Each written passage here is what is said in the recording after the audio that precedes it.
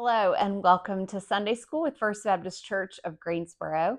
I'm Reverend Courtney Willis, and I'm grateful that you have decided to join me today as we study God's scriptures together. We're going to be today in two different books of the Bible. We're going to be in Proverbs, and then we're going to flip over to Matthew. If you want to grab your Bible so that you can read along, I'd encourage you to do that now. But of course, you can just listen along as I read a little bit later in the lesson. If you're with other people while you're watching, I hope that when I ask questions, you will share your answers with them. But if you're by yourself, I hope you'll just take a moment to ponder what I've asked, and you can certainly feel free to pause the video if that gives you a little more time to answer the questions than I might give you.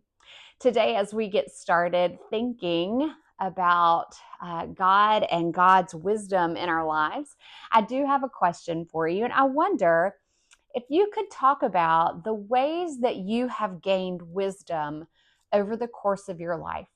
And I know this is a really big question. This is something that you could probably talk about a lot of different areas of your life. But I wonder if you could just think overall, what are some ways you have gained wisdom over the course of your life? Take a moment to share that.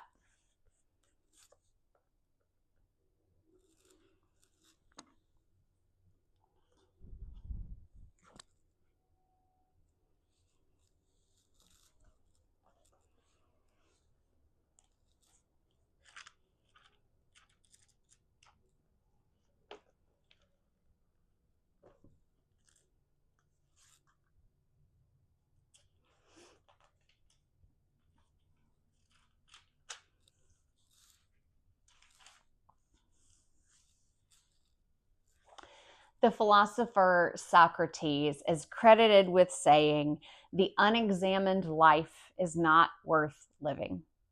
Many people, however, have not done the hard work of examining their lives or reflecting on their paths. And so they live with consequences that they don't understand. At certain points in life, we are given opportunities to reflect, to make course corrections. And one of those is in early adulthood, as the expectations of childhood and youth give way to independent living.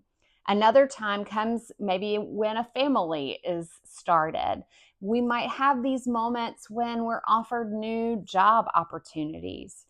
Some might have something called a midlife crisis or something akin to that. For someone who struggles with self reflection, though, this type of experience, this pivot, this new direction, can truly result in a crisis. Feelings of encroaching mortality drive some people to make impulsive decisions and try to reclaim their youth or stave off the effects of anything that's coming forward. For many, however, this time of crisis is more of a midlife review. People who've lived a life of responsibility and who followed the path that they believed was best for them might start to ask the question, is this all there is? They reflect on their lives. They affirm what they believe has been good. They examine the unexpected turns and the decisions that they've made, and they evaluate how things have worked out as their lives have unfolded. And that type of review is an opportunity. It doesn't have to be a crisis in the negative sense of the word, as much as a chance to reevaluate priorities, a way to get things back into alignment or to emphasize what's truly important to oneself. The book of Proverbs, where we begin today, provides a lot of helpful guidance for people who are looking to realign their lives with what is ultimately important. The wisdom of the Proverbs can be interpreted in a lot of ways. In Hebrew, the word wisdom can refer to skill or know-how. So people of various crafts or trades are portrayed as being wise because they are knowledgeable, they are wise about the thing that they are skilled to do.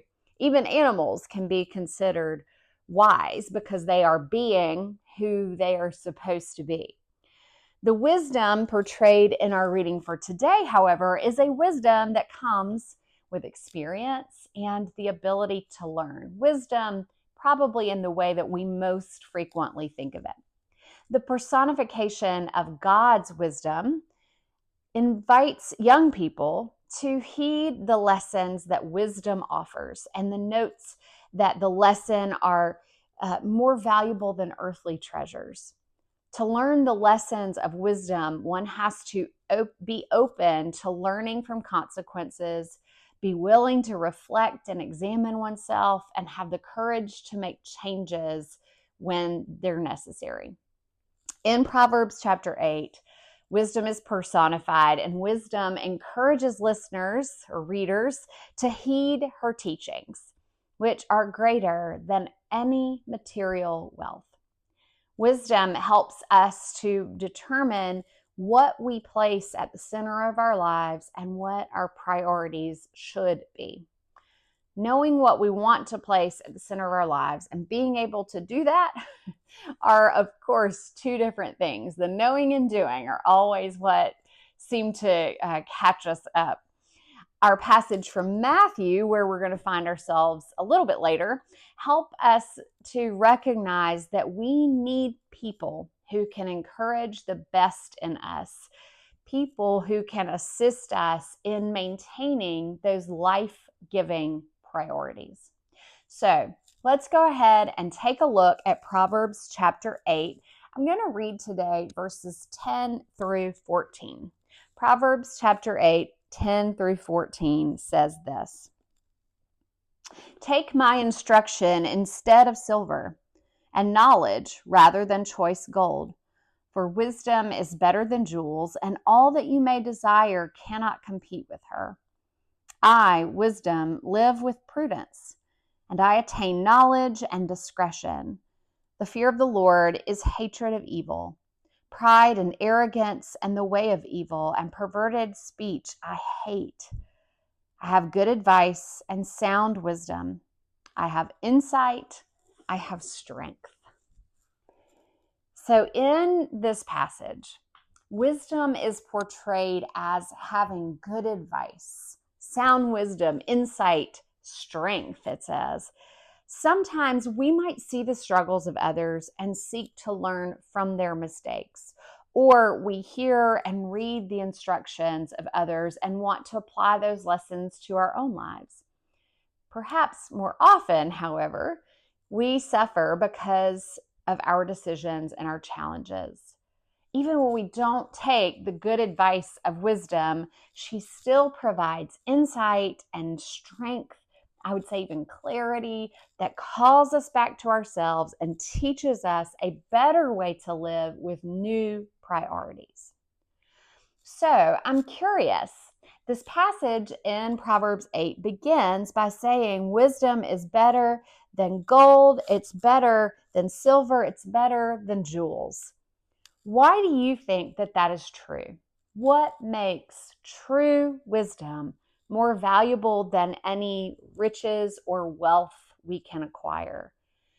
And why might it be difficult to accept that? Why is it true?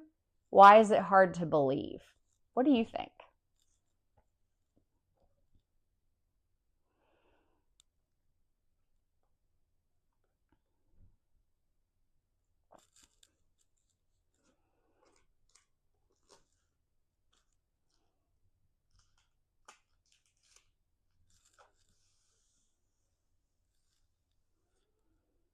Though the quality of wisdom in this passage in Proverbs is portrayed as a gift that we can receive, it is also something we learn. It's also something we can seek out. Amid struggles brought on by that are consequences of our mistakes, wisdom comes as a gift from God when we're open to learning the lessons that it has to give us. This acquisition of wisdom is not a singular event, but it is an ongoing transformation that requires an open mindset and a willingness to reflect on and learn from our actions and our choices. As we grow in self-understanding and we begin to order and reorder our priorities, We need a community of mutuality that helps us maintain a new path. This is not something that we can be expected to do just by ourselves. Wisdom requires having others around us who are on the path as well. When we think about the journey of sobriety for those who have struggled with addiction, the 12-step tradition speaks of old playgrounds and old playmates as a way to describe a life that's focused on certain people or places that have reinforced the use and abuse of substances. And so the 12-step tradition and the meetings offer a new community that supports sobriety through a path toward emotional and spiritual health. It is a new set of playmates and playgrounds, so to speak. And so this is a reminder that having the right people around us is a critical piece of moving toward our best priorities. Our passage in Matthew emphasizes this same reality. Jesus's enigmatic comment about his family, which we're going to hear, encourages listeners to consider what family truly means. And we should note that Jesus' teachings, just like the Proverbs, is full of wisdom speech. Jesus uses metaphor, analogy, parable, riddle, aphorisms, maxims. He uses all of these kind of literary devices to help people understand more clearly what he is trying to, the wisdom that he is trying to offer. And Jesus regularly holds back from explaining these teachings. And so he is often leaving the understanding to those who are open and able to interpret what he's teaching. We see that in the words of Jesus constantly. But today we're going to look at Matthew chapter 12. And I'm going to read verses 46 through 50. Matthew chapter 12, 46 through 50. It's the last several verses of the chapter. And they say this: While Jesus was still speaking to the crowds, his mother and his brothers were standing outside wanting to speak to him. Someone told him, "Look, your mother and your brothers are standing outside wanting to speak to you." But to the one who had told him this, Jesus replied, "Who is my mother? Who are my brothers?" And pointing to his disciples, he said, "Here are my mother and my brothers. For whoever does the will of my Father in heaven is my brother and sister and mother." Though Matthew doesn't fully explain the presence of Jesus's family or their intentions, many people look to Mark's account of the same story. So in Mark, Jesus is at home during this encounter, and a crowd gathers to hear him speak. His family comes to retrieve him because people are starting to say that Jesus is not sane. So his family believes they're going to protect him essentially from himself, and they're concerned for his safety. Maybe they're concerned about his sanity as well. Either way, they go to him to help take him from this place. In both Matthew and Mark, it may be significant that Jesus's family is outside the home. They are not where he is in this moment.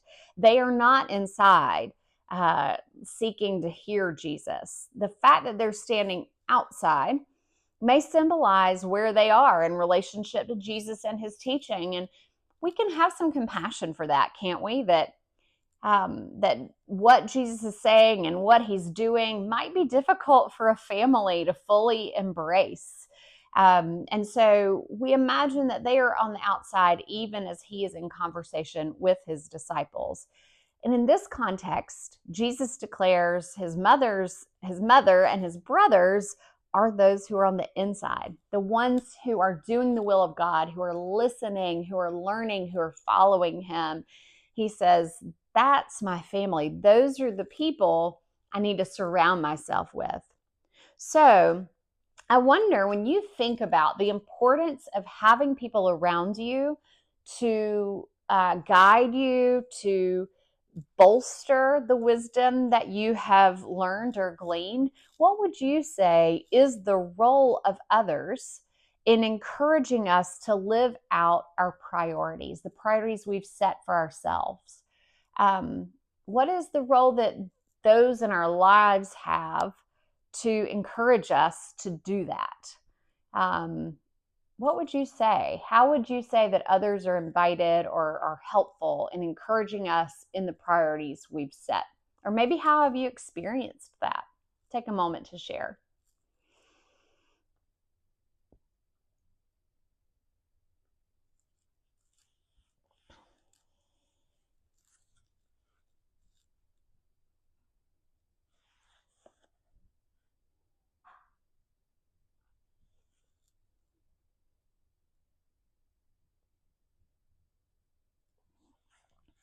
Based on other details from the Gospels, Jesus doesn't seem to be saying that we should only spend time with people who share our priorities or outlook. We shouldn't only spend time encouraging one another in wisdom or in those priorities. But as Jesus thinks about who encourages and nurtures and sustains him, he wants his family of choice around him. He wants the people who are sharing his goals and his priorities. Doesn't mean that's all we're invited to talk about, but it does mean the people who have the most access to us, who we consider the closest to us, should be people who are in alignment with the priorities that we value. And at the very least, are encouragers of the priorities that we have made. Even if we're not in total alignment with one another, they're not turning us away from those faithful priorities that we have. Learning what's important in life can come through a teaching that we hear or a writing we read or something that's shared from a close friend or family member. Sometimes, however, the teaching, the writing, the encouragement, we have to test it with our own experience. We have to think critically. We have to listen well. We have to do our own studying. And we often come to wisdom through our own struggles, through our own mistakes, and through our own convictions. Relationships in which we share learned wisdom in a safe and supportive environment are critical to growing in the wisdom that we have gained. I want to encourage you to think about those who share wisdom with you and those with whom you can share your wisdom. Who are the people in your life that encourage you in the priorities that you make? Who are the people in your life that you can trust to build you up in the wisdom of God? I invite you to consider who that is. Please pray with me. And these are the words of St. Thomas Aquinas. Grant me, O Lord my God, a mind to know you, a heart to seek you, wisdom to find you, conduct pleasing to you, faithful perseverance in waiting for you, and a hope of finally embracing you. Amen. Friends, next week we are going to double up again in our Old and New Testament passages. We will be once again back in Proverbs. We're going to be in Proverbs chapter 22, and then we're going to pop over to 1 Corinthians chapter 5. So Proverbs 22, 1 Corinthians chapter 5, and we'll see what God has to teach us next week about how we can love God and the world more fully. I'm so grateful that you choose to spend this time with me. If you have any questions, don't hesitate to reach out. I hope that you're well, and I hope to see you again next week.